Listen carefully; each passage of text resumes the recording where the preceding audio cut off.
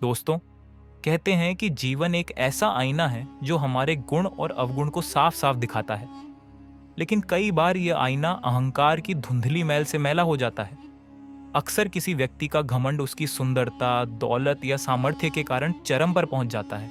पर क्या अहंकार हमेशा के लिए टिकता है? यह कहानी हमें एक ऐसी ही यात्रा के बारे में बताएगी जहां अहंकार की बर्फ पिघलती है और विनम्रता की गंगा बहती है। एक बार की बात है, एक राजकुमारी अपने पिता की इकलौती संतान थी। वह इतनी सुंदर थी कि उसकी सुंदरता के चर्चे दूसरे राज्यों तक होते थे। उसके पास सुंदरता के साथ साथ और भी कई गुण थे, लेकिन पिता के लाड़ प्यार ने उसे एक घमंडी स्त्री बना दिया। उसका घमंड इतना बढ़ गया कि वह किसी और को अपने सामने कुछ समझती ही नहीं थी। कई राजकुमारों ने उससे विवाह करने की इच्छा जताई, लेकिन वह किसी को भी अपने योग्य नहीं मानती थी। राजकुमारी की उम्र बढ़ रही थी। इधर राजा को प्रजा की निंदा का डर भी था। लोग तरह तरह की बातें करने लगे, लेकिन राजकुमारी अपने घमंड में चूर थी। वह किसी भी राजकुमार को देखने तक के लिए तैयार नहीं थी। राजा ने यह बात सहन नहीं कर पाया। आखिरकार राजा ने पड़ोसी राज्य के युवा राजा के साथ एक योजना बनाई और घोषणा कर दी कि राजकुमारी के अगले जन्मदिन पर सुबह सुबह जो भी व्यक्ति नगर के द्वार पर सबसे पहले प्रवेश करेगा, उसी के साथ राजकुमारी का विवाह कर दिया जाएगा, फिर चाहे वह कोई भी हो। अपने पिता का यह निर्णय सुनकर राजकुमारी हैरान रह गई, क्योंकि उसने अपने पिता का यह रूप कभी नहीं देखा था। राजकुमारी का जन्मदिन आया। सुबह सुबह नगर के द्वार पर सबसे पहले आने वाले व्यक्ति को सैनिक पकड़ कर ले आए। वह एक फटे पुराने कपड़े पहने हुए भिखारी था, लेकिन वह जवान था, सुंदर था और पूरे बेफिक्र मिजाज में था। उसके चेहरे पर एक अलग ही तेज नजर आ रहा था। राजा ने पंडित को बुलाया और बिना किसी धूमधाम के राजकुमारी का विवाह भिखारी से करवा दिया। राजकुमारी बहुत रोई और रोते रोते उसकी आंखें लाल हो गईं। लेकिन आज उसका पिता निर्दयी बन चुका था। उसने बेटी के रोने और चिल्लाने पर कोई ध्यान नहीं दिया।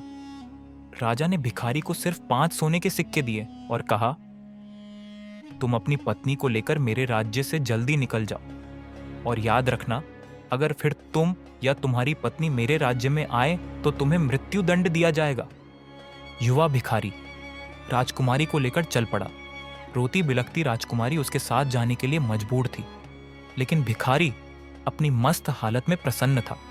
वह अपनी पत्नी के रोने पर ध्यान देने के बजाय गीत गुनगुनाता चलता रहा। यह देखकर राजकुमारी हैरान और परेशान हो रही थी। राजकुमारी को पैदल ही पिता के राज्य से बाहर जाना पड़ा। भिखारी उसे मीठे शब्दों में बोलकर खुश करने की कोशिश करता। काफी दूर चलने के बाद वे जंगल में एक नदी के किनारे एक टूटी फूटी झोपड़ी में पहुंचे। भिखारी ने कहा, अब यही तुम्हारा घर है। अब तुम्हें खुद जंगल से पत्ते और लकड़ियां लानी पड़ेंगी, और जो कुछ भी मिलेगा उसे उबाल कर खाना पड़ेगा।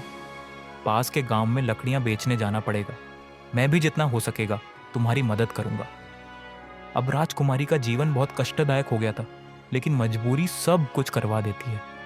उसे सिर्फ एक ही सुकून था कि भिखारी उसके साथ प्यार भरा व्यवहार करता था। कुछ दिन इसी तरह बीत गए। फिर एक दिन भिखारी ने झोपड़ी छोड़ दी और राजकुमारी को लेकर वह एक गांव में आ गया। वहां दोनों एक खंडहर जैसे घर में रहने लगे। भिखारी कहीं से कुछ पैसे लेकर आया और उनसे मिट्टी के बर्तन खरीदे।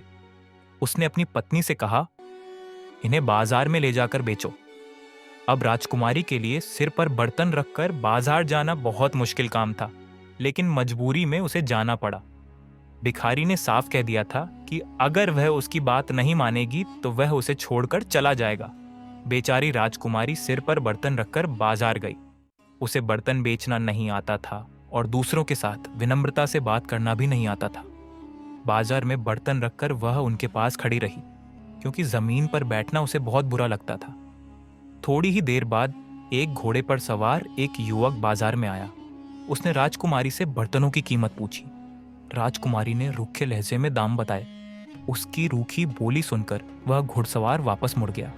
लौटते समय अचानक उसका घोड़ा भिदक गया और घोड़े के पैरों की ठोकर से सारे बर्तन टूट गए। लेकिन घुड़सवार बिना कोई ध्यान दिए वहां से चला गया। राजकुमारी परेशान होकर रोते हुए घर वापस आई। अब उसे लग रहा था कि उसका पति यह सब देखकर बहुत गुस्सा होगा। यही सोच सोचकर उसका सांस थम रहा था। भिखारी आया तो उसने देखा कि राजकुमारी की आंखें रोते रोते सूज गई थीं। उसने कुछ नहीं कहा, लेकिन अगले दिन उसने कहा, तुम्हें कुछ भी नहीं आता। मिट्टी के सारे बर्तन टूट गए। अब हमारे दोनों का जीवन कैसे चलेगा? मेरे पास अब एक और उपाय है। पास के नगर में चलते हैं। सुना है वहाँ का राजा रंगमोहन बहुत दयालु है। उसकी पाठशाला में तुम्हें कोई नौकरी दिलवाने की कोशिश करूँगा। अगर तुम्हें काम मिल जाए तो तुम्हारी चिंता से मुक्त होकर मैं भी कोई अच्छे पैसे वाला काम ढूंढ लूँगा। थोड़ा धन इकट्ठा हो जाने के बाद कोई व्यापार शुरू करूँगा और फिर तुम्हें भी अपने पास ले आऊँगा। अब राजा रंगमोहन का नाम सुनते ही राजकुमारी ने लंबी सांस भरी, क्योंकि एक समय था जब यह राजा उससे विवाह का प्रस्ताव लेकर आया था। आज वह उसी राज्य की रानी होती, लेकिन अपने अहंकार की वजह से आज उसी राजमहल में वह एक दासी बनने जा रही थी। वहां जाने के अलावा उसके पास और कोई रास्ता नहीं था। राजकुमारी नगर में गई और राजा की पाठशाला में उसे नौकरी मिल गई। वहां छोड़कर भिखारी उसे अलविदा कहकर चला गया। अब यहाँ रहते रहते राजकुमारी का अहंकार भी खत्म हो गया था। उसका स्वभाव पूरी तरह बदल गया था। अब वह बहुत ही विनम्र और मेहनती सेविका बन चुकी थी। रसोई घर की मुख्य महिला उसके काम से बहुत खुश थी। फिर वसंत पंचमी का दिन आया, जो राजा रंगमोहन का जन्मदिन था। इस दिन राजा अपने हाथों से सभी सेवकों को उपहार देता था। अन्य सेवकों के साथ साथ राजकुमारी को भी राजसभा में जाना पड़ा। जब सभी सेवकों को उपहार मिल गए तो उसका नाम पुकारा गया। वह हाथ जोड़कर सिर झुकाए राज सिंहासन के सामने खड़ी हो गई। राजा ने कहा, मैं तुम्हारे काम से बहुत प्रसन्न हूं। मैं तो तुम्हें अपनी रानी बनाना चाहता था। यह सुनकर राजकुमारी हैरान हो गई और बोली, महाराज, आपको ऐसा नहीं कहना चाहिए। क्या हुआ अगर मेरा पति भिखारी है? मेरे लिए तो वही सब कुछ है। उसे छोड़कर मैं किसी और के बारे में सोच भी नहीं सकती। वही मेरे स्वामी है। आपने मुझ पर बहुत कृपा की है, तो कृपया एक उपकार और करें कि मेरे पति का पता लगवाएं और उन्हें बुलवा दें। मैं पाठशाला में सेवा करके ही खुश हूँ। राजा रंगमोहन मुस्कुराए और चले गए। थोड़ी देर बाद वह भिखारी राजमहल में आ गया। राजकुमारी उसे देखते ही दौड़कर उसके चरणों में गिर पड़ी।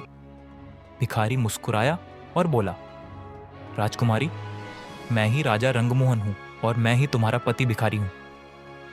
अब सारा भेद खुल चुका था। भिखारी के रूप में उसे स्वीकार करने वाला खुद राजा रंगमोहन था और वह खुद उसकी रानी। राजा ने कहा, मुझे माफ करना, तुम्हारे अहंकार का कोई और इलाज मुझे नहीं मिला, इसलिए तुम्हारे पिता के साथ मिलकर मुझे यह उपाय अपनाना पड़ा। तो दोस्तों, यह कहानी हमें सिखाती है कि अहंकार कभी भी हमारे जीवन को सुखद नहीं बना सकता। जैसे गुब्बारे में जरूरत से ज्यादा हवा भरने पर वह फट जाता है, वैसे ही अहंकार भी हमारी ऊर्जा और संभावनाओं को नष्ट कर देता है। जीवन में हमारी असली ताकत विनम्रता, प्रेम और सहनशीलता में है। कहानी का संदेश स्पष्ट है कि कठिन परिस्थितियां अक्सर हमारे अहंकार को तोड़कर हमारे अंदर नई शक्ति पैदा करती है। इस कहानी में राजकुमारी का अहंकार उसके जीवन के हर पहलू को प्रभावित कर रहा था, लेकिन जब मजबूरी ने उसे नई परिस्थितियों में लाकर खड़ा कर दिया तो उसके अंदर विनम्रता और प्रेम की चिंगारी जाग उठी। राजा रंगमोहन की योजना हमें यह सिखाती है कि हर संघर्ष, हर मुश्किल का उद्देश्य केवल धोख देना नहीं होता, बल्कि वे हमें जीवन के बड़े सबक सिखाने के लिए होते हैं। इस कहानी से हमें यह सीख मिलती है कि सच्चा प्रेम हमेशा सहनशीलता और समर्पण मांगता है। अहंकार चाहे कितना भी बड़ा क्यों ना हो, उसकी उम्र सीमित होती है, लेकिन प्रेम और विनम्रता सदा अमर रहते हैं।